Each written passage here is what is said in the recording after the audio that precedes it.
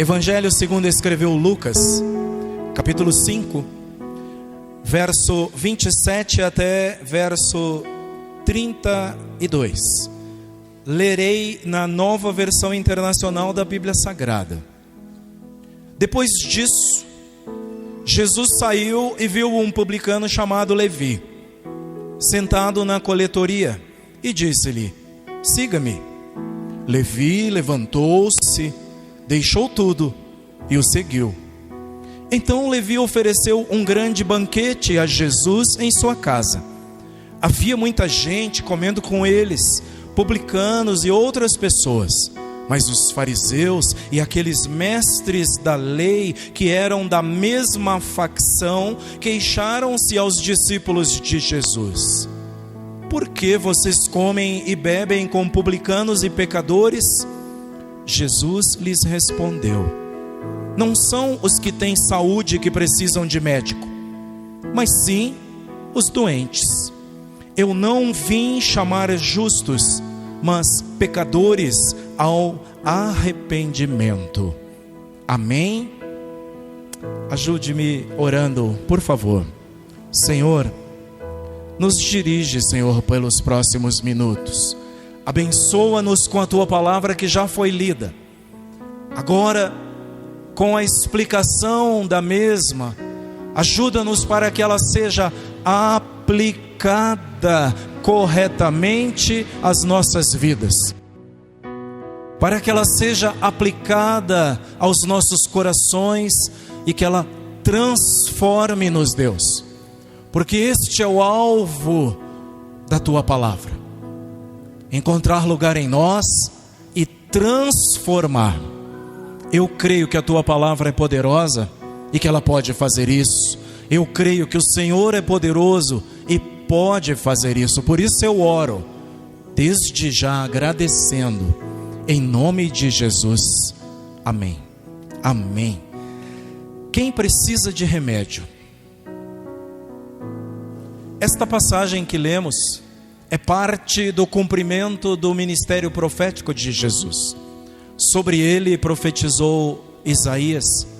E neste capítulo número 5 nós encontramos várias coisas e situações daquilo que Isaías profetizou a respeito de Jesus. E que um dia Jesus entra numa sinagoga, num sábado, as escrituras lhe são abertas e ele lê: o Espírito do Senhor Deus está sobre mim. Ele me enviou para abrir a vista aos cegos, para curar, para libertar os presos e os cativos.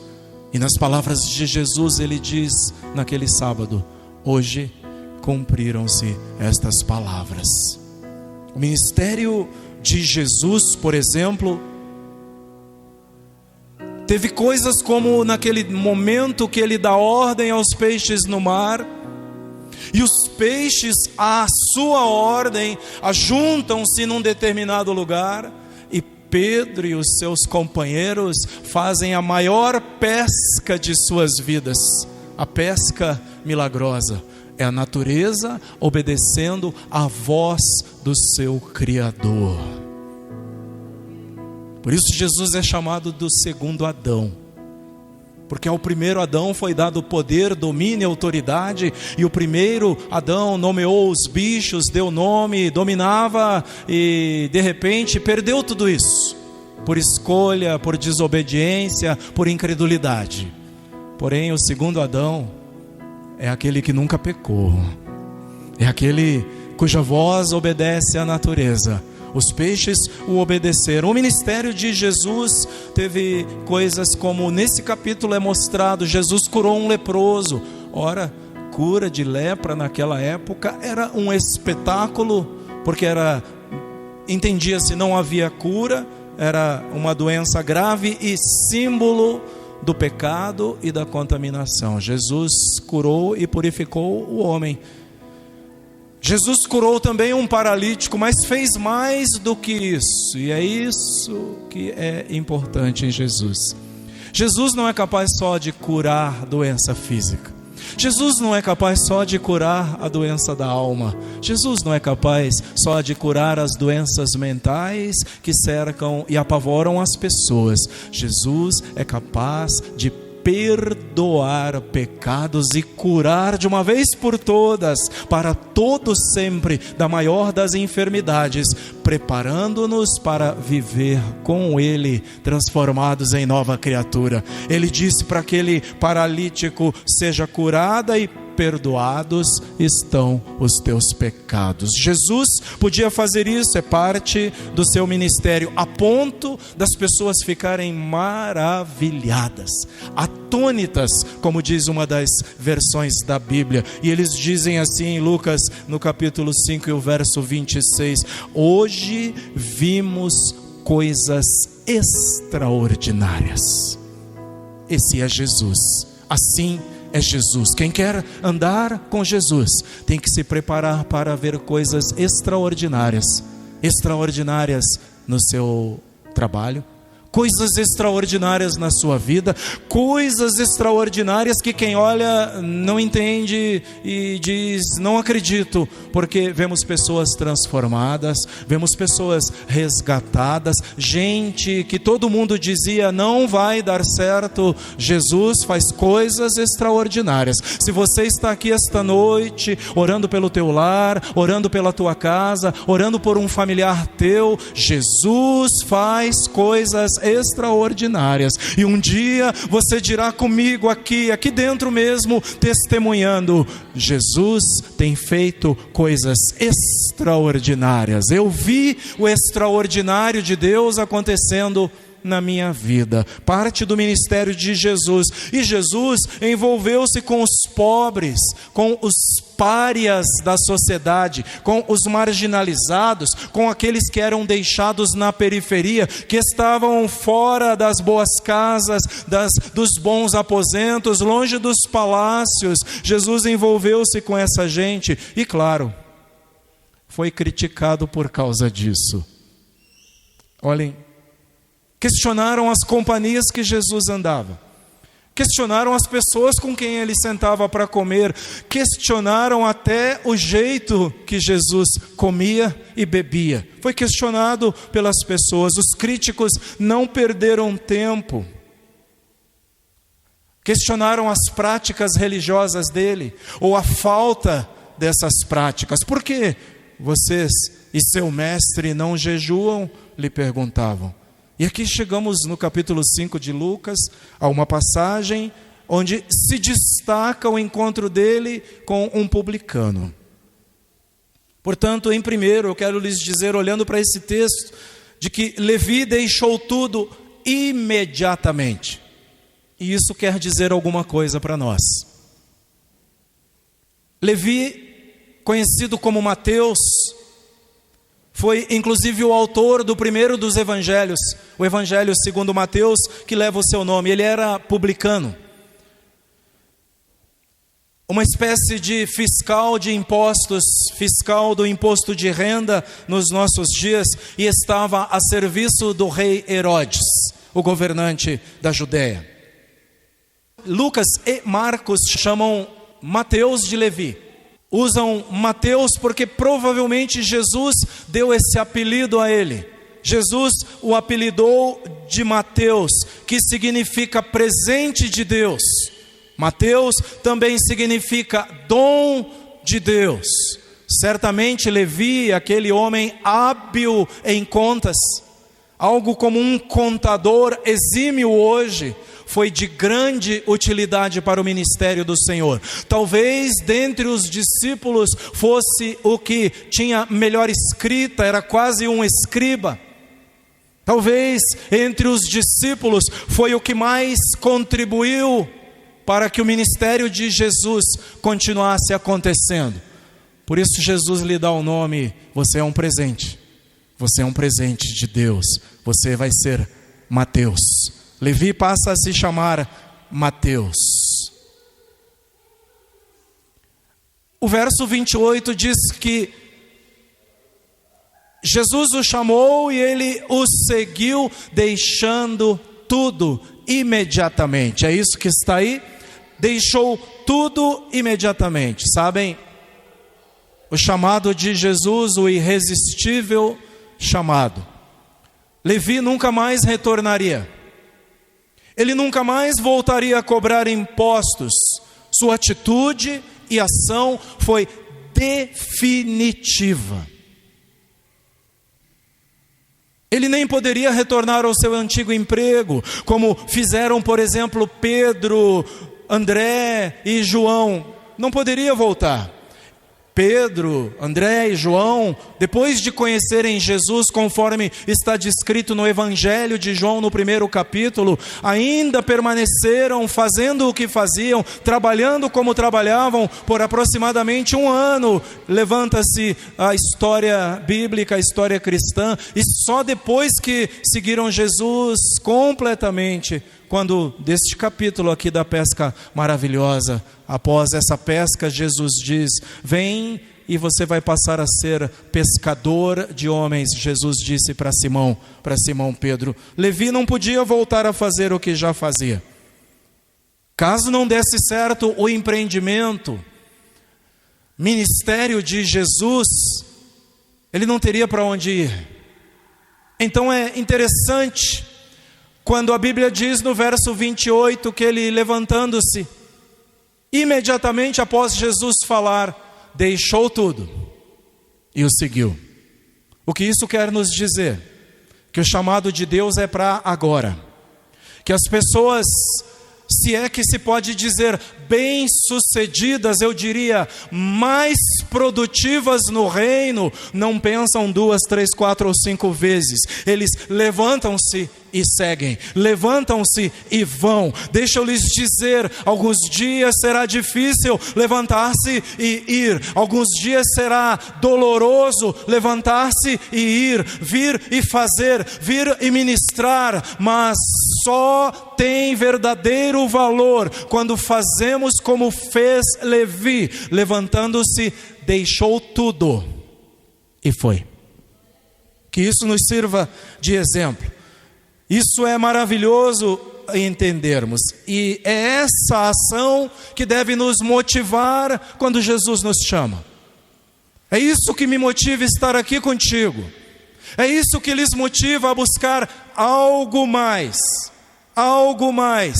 Isso deve nos motivar. Então, quando Jesus chama, deixe tudo e siga-o. Quando Ele te chamar, larga tudo e siga-o. Larga os seus conceitos formados, as suas convicções, aquilo que lhe assalta a mente e o coração, e fica constantemente dizendo não dá. Diga, dá, porque eu sinto que o Senhor me chama, eu li e eu constatei que o Senhor está me chamando, e não foi homem que disse, não foi ninguém, mas o próprio Senhor na sua palavra. Aleluia, aleluia. Portanto, Levi deixou tudo imediatamente. Como é que se deve seguir a Jesus? Imediatamente. Deixa tudo e vai. Deixa tudo e vai. Segunda coisa, Levi deixou tudo, mas ganhou a Cristo. Eu diria, ele deixou tudo, mas ganhou muito. Amém? Ganhou muito. Quando ele deixa tudo, deixou sua profissão, deixou seu modo de vida, ele na verdade não estava perdendo nada. Ele estava ali, ganhando tudo definitivamente. Foi isso que aconteceu com ele.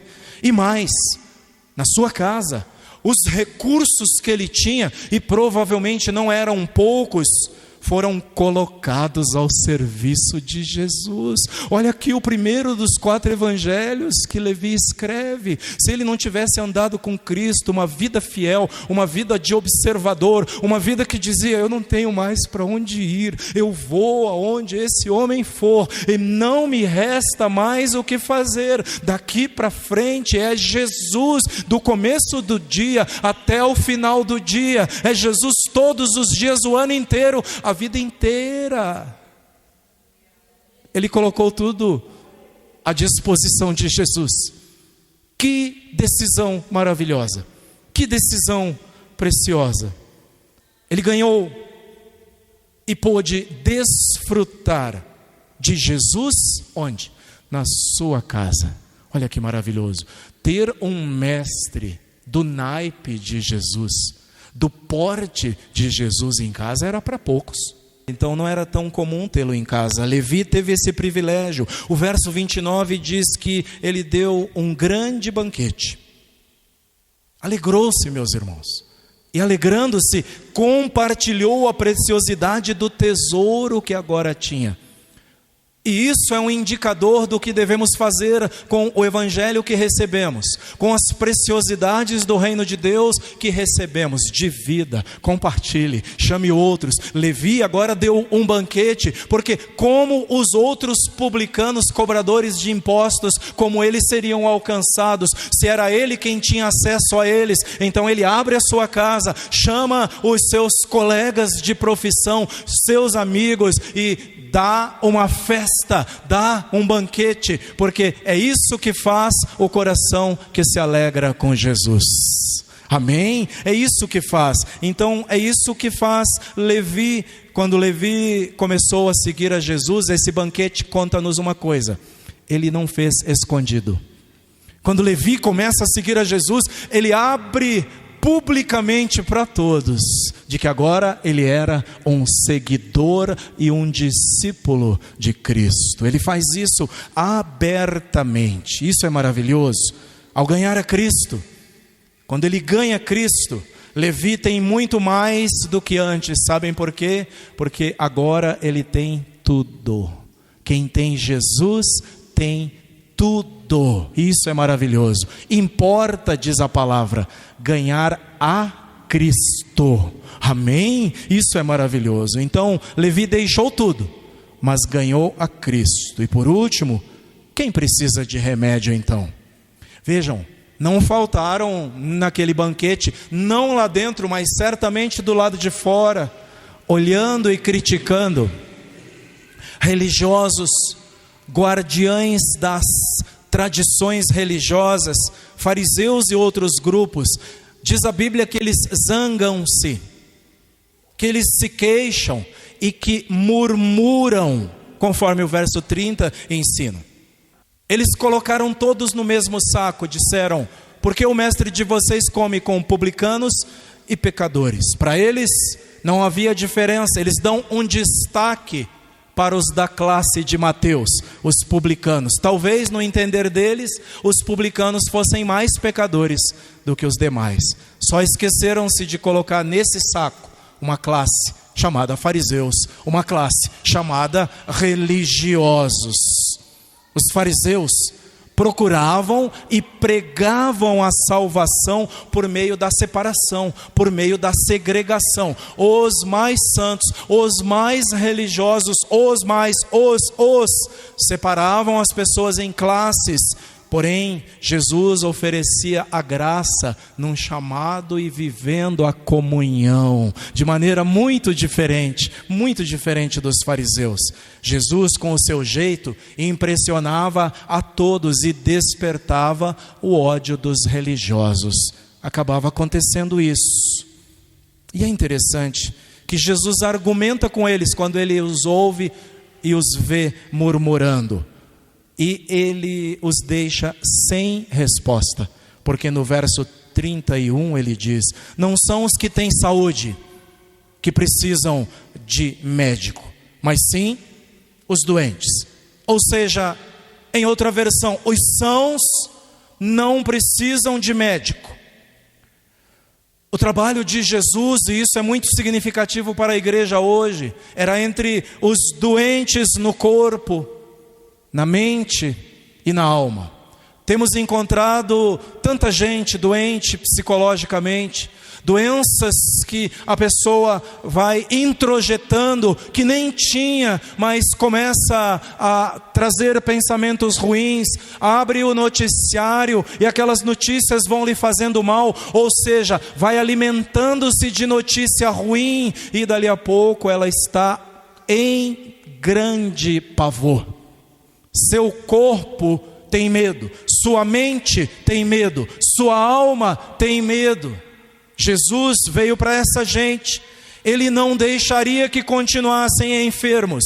Por isso, Jesus os chamava para o arrependimento, porque a maior enfermidade era de verdade o pecado das pessoas. Então, ele os chamava para arrepender-se. E aí no finalzinho, Jesus ironiza os religiosos. Ironicamente, ele diz no verso 32, eu não vim chamar justos, mas pecadores ao arrependimento.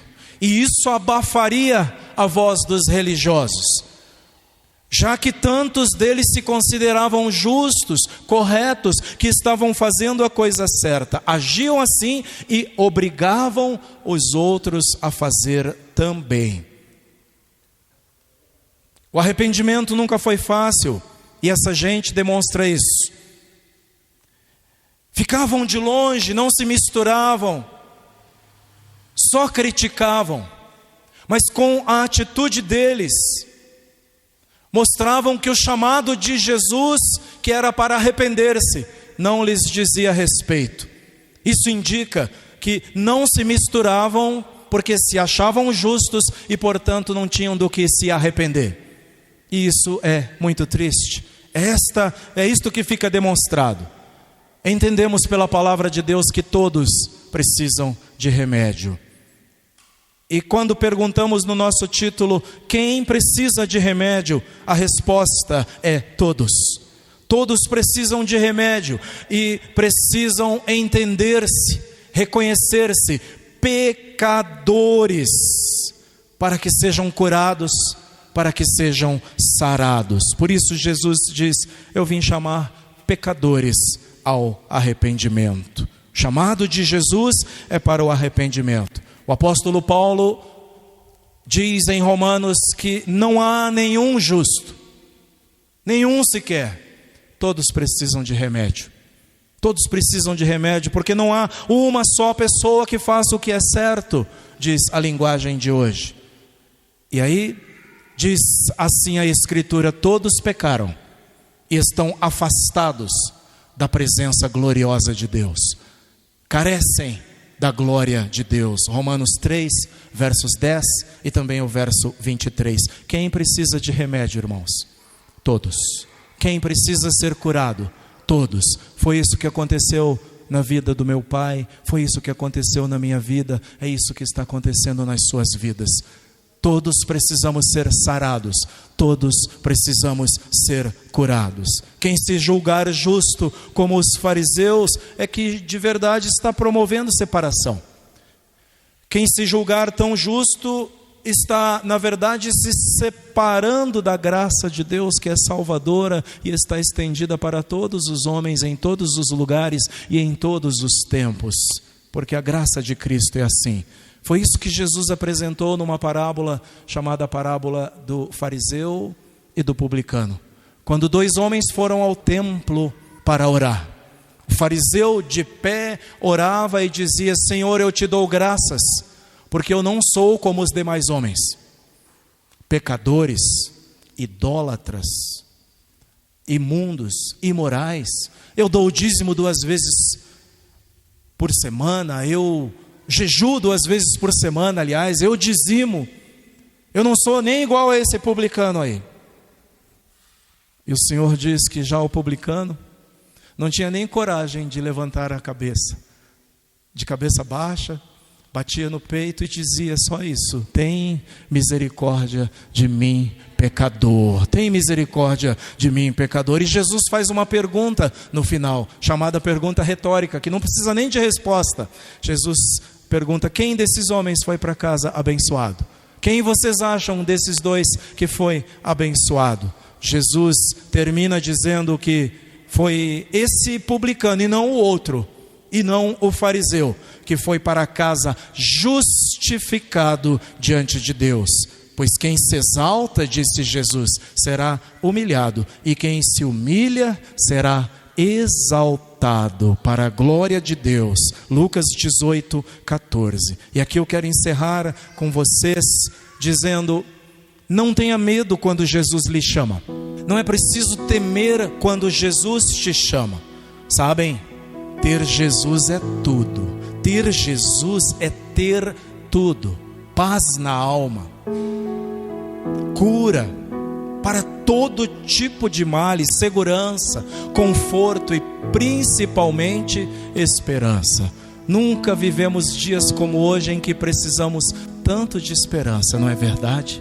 Como precisamos de esperança. Sabem, eu estava ouvindo como aumentou o número de pessoas que varam a madrugada acordados, à procura de programas no rádio, na TV, na internet e assim por diante. Como aumentou o número de pessoas sem esperança. Quem tem Jesus tem esperança. Isso é o principal. Sabem que foram salvos pelo Senhor, tiveram suas vidas resgatadas por Ele, e a esperança que tem é de um dia viver com Ele para sempre, na eternidade, junto com Deus. Não fechamos os olhos para doenças ao nosso redor, para a peste ao nosso redor, que está levando tanta gente de dentro das nossas próprias casas. Mas em tudo damos graças a Deus, porque olhamos para a sua palavra e entendemos: Jesus está voltando. Os sinais dos tempos estão aí. Jesus está voltando. Esperança. Quem tem Jesus tem esperança. E como Levi, quem aceita o convite do Salvador deve festejar, celebrar, chamar outros. Não fica somente para ti, não fica somente para você com esse tesouro. Abre o coração, chama outros, abre a sua casa e traz outros para festejar contigo, compartilhar, assim como fez Levi. Pode até ser que quem aceita o convite de Jesus para segui-lo sofra represálias dentro da própria casa, no local de trabalho, na faculdade, na escola, onde quer que esteja, pode sofrer represálias, indiferença e até desprezo aqui. Pode acontecer isso, mas sabem, Deus é fiel. E Ele permanece fiel à sua palavra, que diz na carta aos Hebreus e também em Josué: eu nunca o deixarei, nunca o abandonarei. Confiem nessa palavra. Deus é fiel e nunca nos abandonará. Encerro aqui, falando de um jovem que vivia num país de grande tradição religiosa e também extremista, daqueles que matam em nome da religião. E esse jovem aceitou a Cristo e foi levado para o batismo. No dia do seu batismo, as pessoas lhe perguntaram: e agora? Como fica a situação na sua casa? O que é que você vai fazer agora na sua casa, já que você agora é um cristão? Esse moço disse: sabe, eu me apossei da palavra de Deus, eu tomei posse dessa palavra, disse ele, porque nessa palavra Jesus disse que estaria comigo todos os dias até o fim dos tempos. Então eu creio que Ele está comigo, mas tem mais. Esta palavra também diz, e aí ele citou o Salmo 27 e o verso 10. Nesta palavra também diz: ainda que o meu pai e a minha mãe me abandonem, o Senhor cuidará de mim. Ainda que o meu pai e a minha mãe me abandonem, o Senhor me acolherá. E é esta a esperança que a igreja precisa ter, é esta a esperança que nós precisamos ter. Quem tem Jesus tem tudo. Amém? Glória a Deus. Feche seus olhos e ore comigo. Pai, obrigado por esta noite.